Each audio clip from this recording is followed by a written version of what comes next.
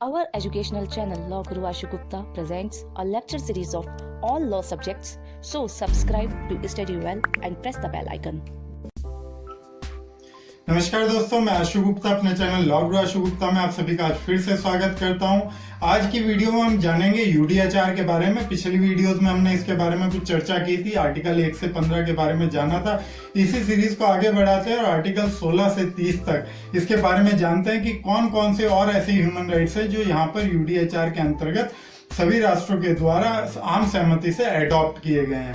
और साथ ही एक जानकारी आपके लिए ये भी है कि अब हमारी ऑनलाइन लाइव क्लासेस स्टार्ट हो चुकी हैं। अगर आप उनसे जुड़ना चाहते हैं और अपनी स्टडी को और ज़्यादा डीप और ज़्यादा गहराई में पढ़ना चाहते हैं तो हमारी ऑनलाइन लाइव क्लासेस के माध्यम से जुड़ सकते हैं। उसके लिए आप स्क्रीन पर दिए गए कॉन्टैक्ट नंबर्स पर कॉल कर सकते हैं या व्हाट्सएप कर सकते हैं और साथ ही हमारी वेबसाइट पर जाकर कॉन्टैक्ट फॉर्म फिलअप कर सकते हैं। तो चलिए चलते हैं आज के लेक्चर वीडियो की ओर। तो यूडीएचआर में हमने पढ़ा था कि टोटल 30 आर्टिकल यहाँ पर दिए गए हैं। 1 से 15 तक हमने आर्टिकल पिछली वीडियोस में पढ़ लिए थे। तो अब चलते हैं, बात करते हैं आर्टिकल 16 से लेकर 30 तक के बारे में समझते हैं। यहाँ पर जितने भी आर्टिकल्स मैं आपको ये यूडीएचआर के अंतर्गत बतला रहा हूँ, ये बेसिकली मेन आर्टिकल्स और उनकी जो थीम्स है, उनकी जो समरी है वो मैं आपको समझा रहा हूँ। अगर आप यूडीएचआर के बारे में पढ़ना चाहते हैं तो हमारे नीचे डिस्क्रिप्शन बॉक्स में टेलीग्राम लिंक दिया गया है, वहां पर जाकर आप उसे पढ़ सकते हैं। वहां पर पीडीएफ आपको मिल जाएगी। तो इसी तरह हमारे साथ बने रहिएगा। अब देखते हैं आर्टिकल 16 से 30 तक क्या क्या दिया गया है। तो सबसे पहले यूडीएचआर में देखते हैं आर्टिकल 16 राइट टू मैरिज और डाइवोर्स के बारे में बात करता है, यानी कि किसी भी व्यक्ति को शादी करने का अधिकार या तलाक लेने का अधिकार यहाँ पर उसका ह्यूमन राइट्स माना गया है आर्टिकल 16 के अंतर्गत। उसके बाद आर्टिकल 17 राइट टू प्रॉपर्टी की बात करता है, जिसके बाद हमारे कॉन्स्टिट्यूशन में भी दी गई थी आर्टिकल 19 में फंडामेंटल राइट्स के अंतर्गत, लेकिन बाद में उसे लीगल राइट्स में कन्वर्ट करते हुए आर्टिकल 300A में डाल दिया गया, यानी कि राइट टू प्रॉपर्टी यहाँ पर ह्यूमन राइट्स है, लेकिन हमारे कॉन्स्टिट्यूशन में इसे फंडामेंटल राइट्स का दर्जा नहीं दिया गया है। हालांकि ये राइट्स है अपने आप में, लेकिन फंडामेंटल राइट्स नहीं है। ठीक, उसके बाद आता है right to religion. Right to religion यहाँ पर ह्यूमन राइट्स के अंतर्गत रखा गया आर्टिकल 18 में, यानी कि किसी भी धर्म को मानने की स्वतंत्रता या अपने धर्म के हिसाब से काम करने की स्वतंत्रता, ये यहाँ पर आर्टिकल 18 यूडीएचआर बताता है। और यही स्वतंत्रता हमारे यहाँ कॉन्स्टिट्यूशन के आर्टिकल 25 से 28 तक पढ़ने को मिलेगी, जहां पर ये फंडामेंटल राइट्स के तौर पर दिखाई गई है। ठीक, उसके बाद आता है यहाँ पर आर्टिकल 19, जहां पर right to freedom of speech and expression. Right to freedom of speech and expression का मतलब क्या है? वाक्य एवं अभिव्यक्ति की स्वतंत्रता यहाँ पर आर्टिकल 19 में देखने को मिलेगी। इसे आर्टिकल 19 में ह्यूमन राइट्स के अंतर्गत रखा गया है और यही सेम प्रोविजन हमारे यहाँ आर्टिकल 19 में ही आप देखेंगे freedom of speech and expression fundamental rights के अंतर्गत डाले गए हैं। उसके बाद आता है राइट टू पीसेबल असेंबली, आर्टिकल 20 में दिया गया है। सेम शांतिपूर्ण स्थिति में असेंबली बनाने का अधिकार एक ह्यूमन राइट्स है। तो ये अधिकार यहाँ पर हमारे यहाँ कॉन्स्टिट्यूशन में भी फंडामेंटल राइट्स में आर्टिकल 19 में ऑलरेडी रखा गया है। इस तरीके से हम देखेंगे आर्टिकल 22, जहाँ पर राइट टू सोशल सिक्योरिटी और राइट टू डिग्निटी की बात की गई है, यानी कि सामाजिक सुरक्षा और डिग्निटी, ये अपने आप में एक ह्यूमन राइट्स है। ये यूडीएचआर का आर्टिकल 22 बतलाता हुआ चलता है।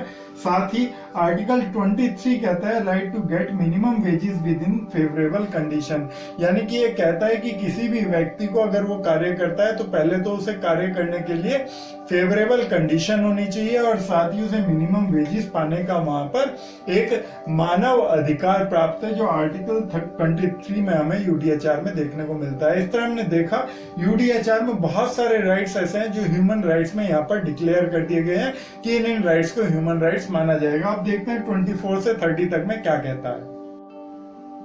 तो आर्टिकल 24 में यहाँ पर पढ़ने को मिलेगा राइट टू गेट हॉलीडेज।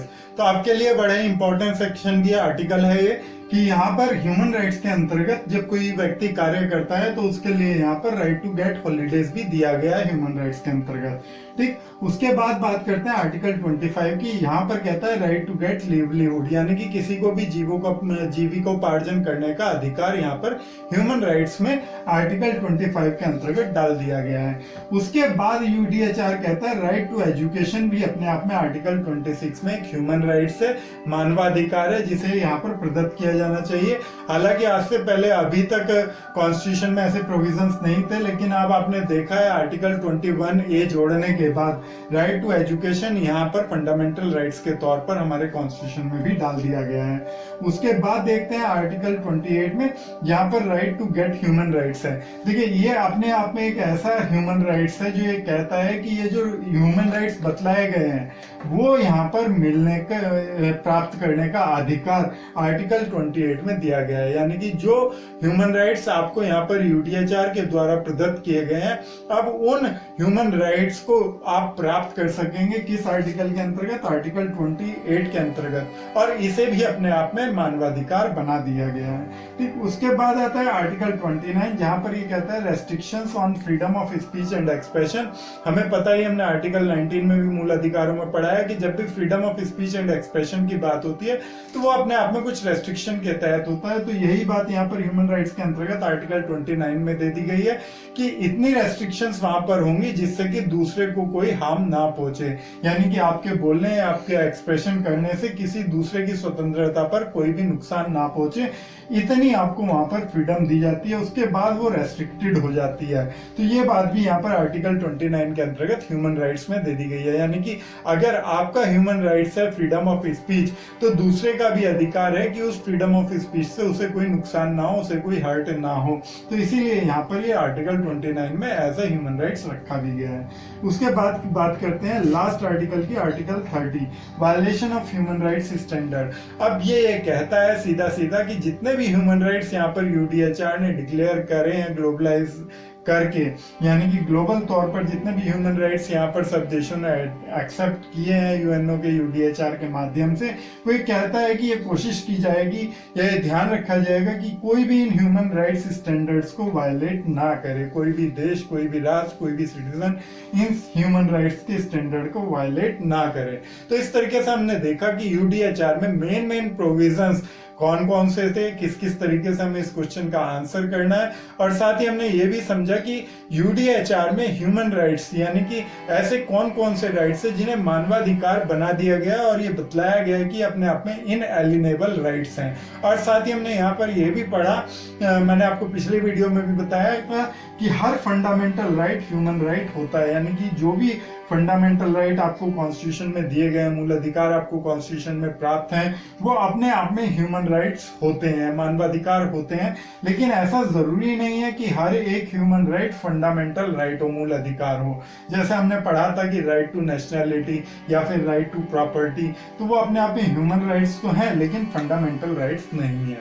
तो इस तरीके से पूरा का पूरा UDHR, universal declaration of human rights, यानी कि मानवाधिकारों की सार्वभौमिक घोषणा 10 दिसंबर 1948 को लागू की गई थी, जिसके बाद सभी राष्ट्रों में ह्यूमन राइट्स को लेकर अवेयरनेस के अभियान चले गए और इस तरीके से ये सारा मानवाधिकारों के व्यापक काम किया गया और मानवाधिकारों को कई राष्ट्रों ने मूल अधिकारों के रूप में भी अपने कॉन्स्टिट्यूशन में जगह दी है।